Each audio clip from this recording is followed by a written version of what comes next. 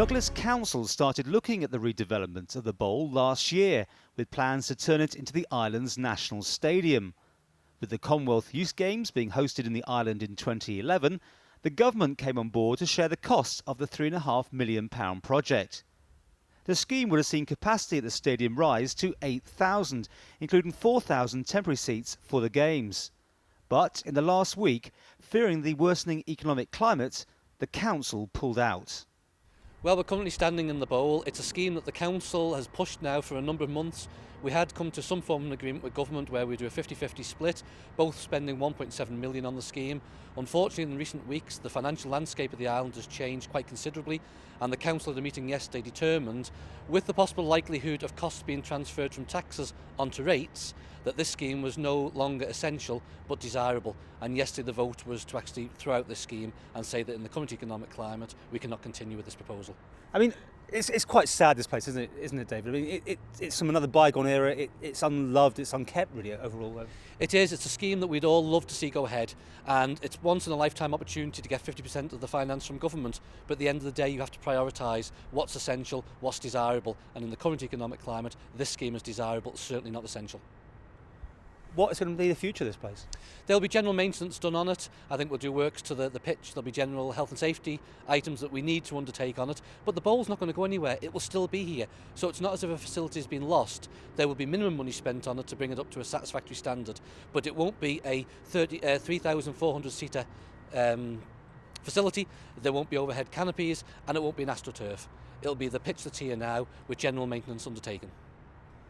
What did the Commonwealth Youth Games people have to say about this when they heard?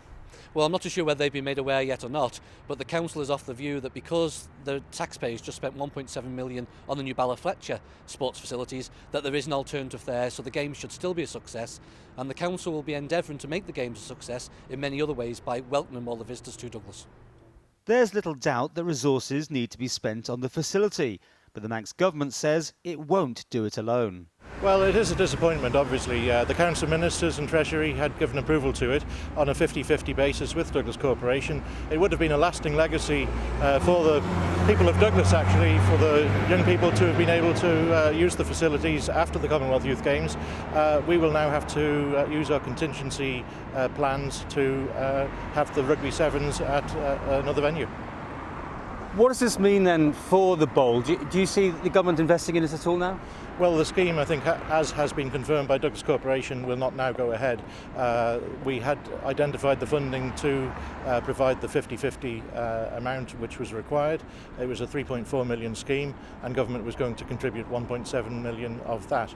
As I understand it now, the Douglas Corporation will be looking at the plans to see what they want to do themselves for the bowl for the future. But we will have to now provide extra facilities elsewhere at Bala-Fletcher, and we will now look at those plans as being a contingency. There's no chance you're going to fund this whole thing then, the bowl? No, definitely not. That had always been made clear that the government was prepared to contribute 50% to the scheme. It will benefit, or would have benefited, the town of Douglas, and that's why they were quite happy at one stage to provide the 50% funding, and they were, I think, very grateful that government were going to provide the 50% as well.